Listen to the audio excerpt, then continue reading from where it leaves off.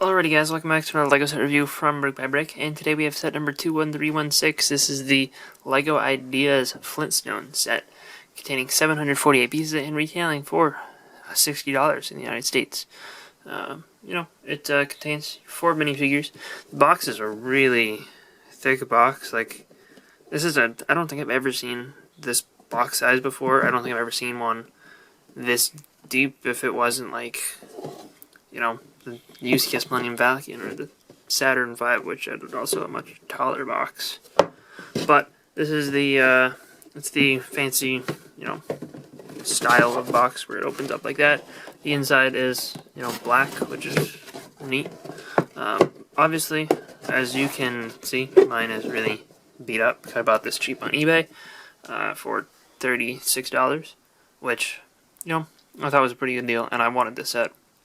And I don't care too much about the box, even though it is a really nice box. I was willing to save a little money in order to just get the set. Actually, really quick, let's take a look at the instructions, just because this is an idea set, so the instructions are generally a little bit more interesting. Where we have this whole page about the fan designer wearing a Fred Flintstone shirt, and then stuff about the LEGO designers, and a little bit about the Flintstones, with some fun facts. And then that gets repeated in a couple of different languages. And then you get to the actual instructions, where it shows you how it breaks it down by bag, where you build the car first, and then the house. And if we make our way to the back of the instructions, there is a LEGO Ideas ad, and there's also a LEGO Life ad, as well as your normal thing on the back, where on idea sets is actually a little bit of a different product feedback page thing, where it does show the actual set on the back of the instructions as well as the front. Like the build itself, we'll start with the car. It's a pretty decently sized thing, especially with the fact that it can fit all your minifigures.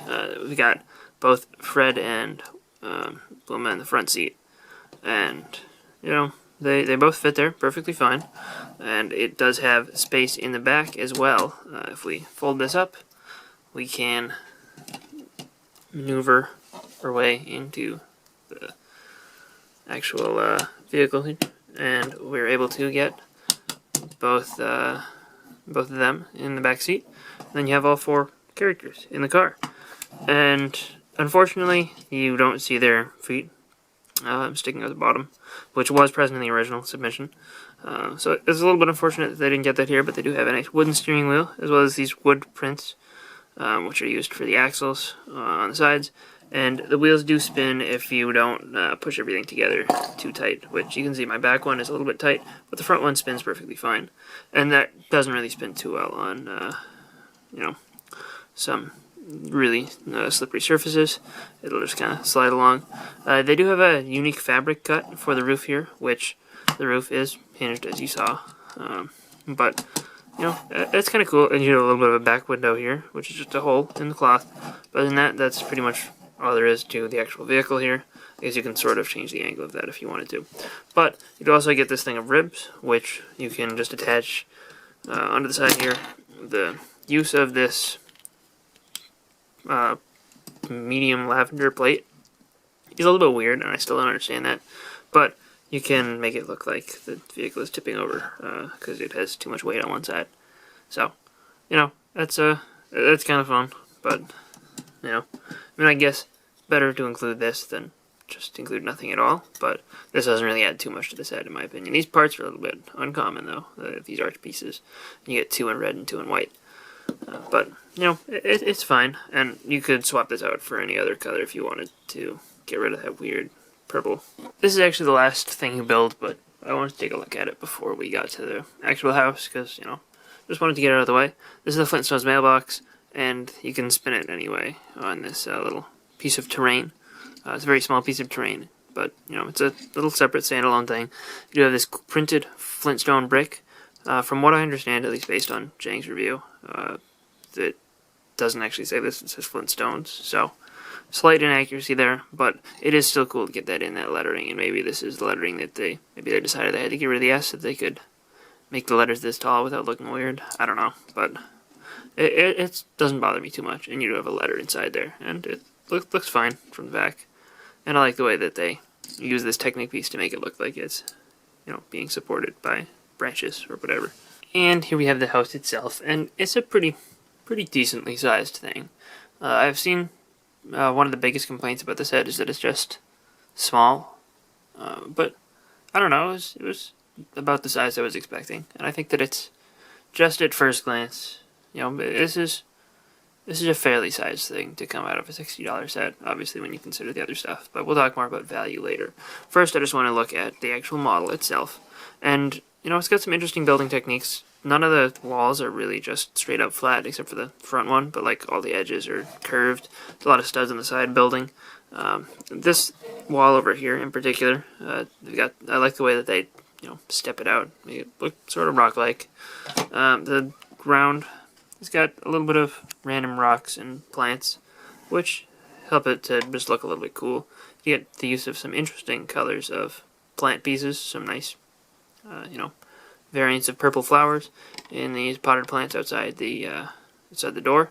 Got some bottles of whatever in front of the door as well, and then on this side we've got a little bit more interesting stuff going on with just this tree, which this tree is hinged in place. You can't really, you could move it up and down if you rotate the tree around so that it won't interfere, but it's meant to just stay locked in place on that incline. But it's a pretty decent looking thing from the outside. I like the texturing on the chimney. I think that that's cool, and the chimney is done interestingly as well in its build, where the whole thing is assembled here and stuck onto the wall, just with some Technic pin connections, and it does fit into a slot that's left on the roof, which we'll see in a second. The palm tree, while we're at it and have this off, has some coconuts that are just, mini figureheads, unprinted completely, and it looks good. Respectable look, I think, and adds to the sort of prehistoric flair. The windows are also interesting because they have these 1x3 tiles with tiger print on there as curtains. That's pretty nice.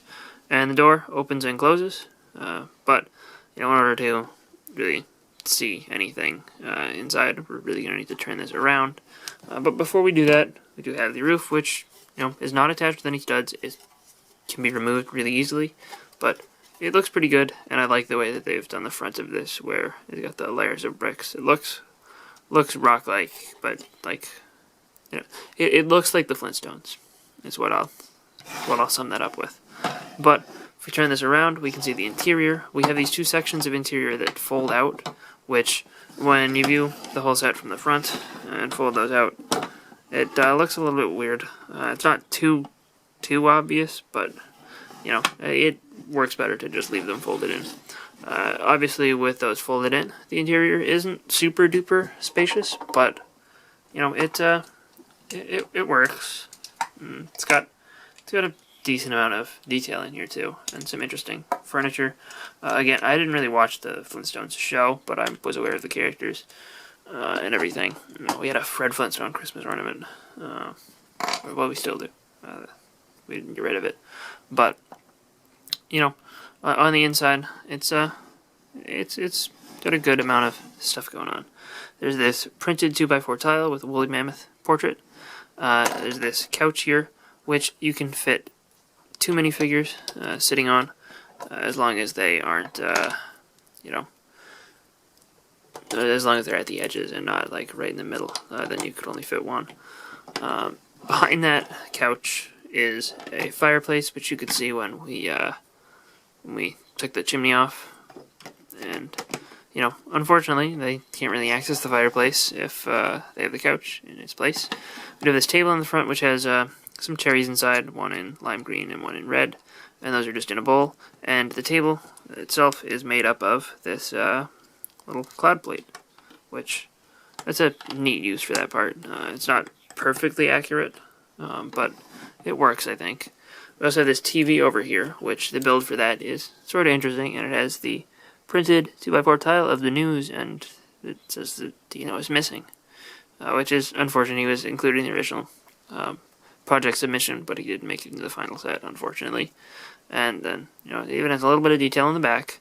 Back here we have just some drawers, which, it's fine. It's whatever. Also, I should mention that if you open the door, it kind of blocks the TV, so they'll probably get a little annoyed, so you probably want to leave the door closed. And then, if we move into the extra sections of the interior, we have this prehistoric telephone over here, where the phone itself is represented by a white croissant. And then it's on a little table, which is built up pretty decently, but you can't really remove the phone or it will look weird because it has that bar sticking through. I guess you could pull the bar out, but then the table itself wouldn't fit, or wouldn't stay together, so you really don't want to do that, but the build for that is kind of cool. And then over here we have a lamp, which, it's pretty simply built up. It has a bar running through the whole center to keep it together. And then last but not least, we have this thing of bowling balls, which includes just a Technic ball piece and 3 balls, and you can sort of pull these out and pretend to, go bowling and attempt to knock them over. Doesn't work super well, but it can be done. But yeah, that's all there is for the interior of the Flintstones house. And to put the roof back on, all you do is just plop it into place. And the one other thing about the roof is that you do have that one green stud sticking out, but otherwise it's pretty color consistent and just overall works pretty nicely. And when you do have the roof on, it still looks fine from the back. You can still get access to most of it pretty well.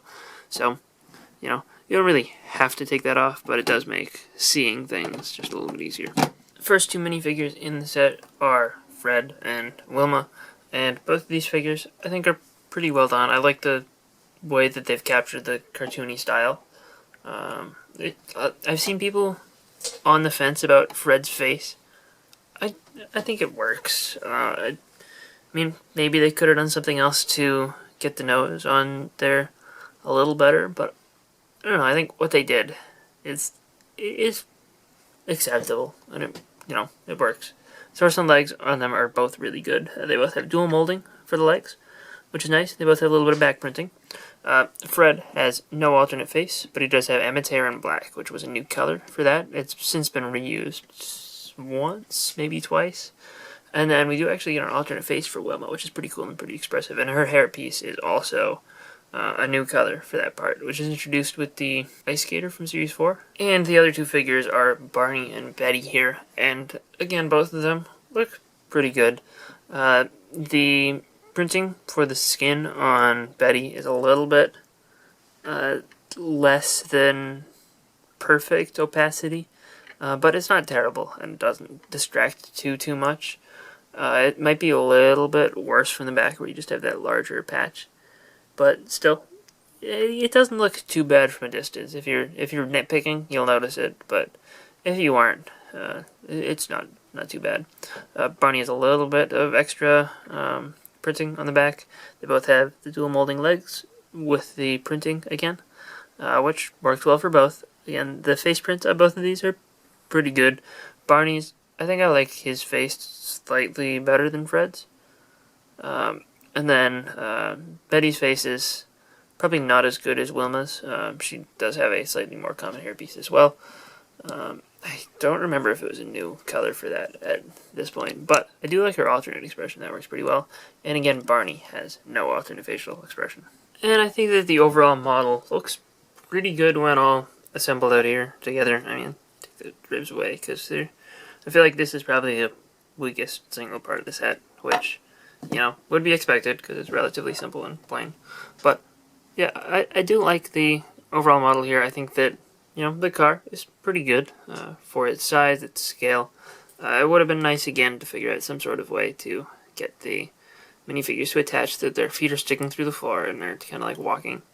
But, it's for what it is, I think that it's done pretty decently. And the house I really like. I think that the way that they've captured this sort of really cartoony and distinct building, I think that it worked out well with all the curves and the angles, and I think it's well captured. And overall this The whole thing makes a pretty decent display piece.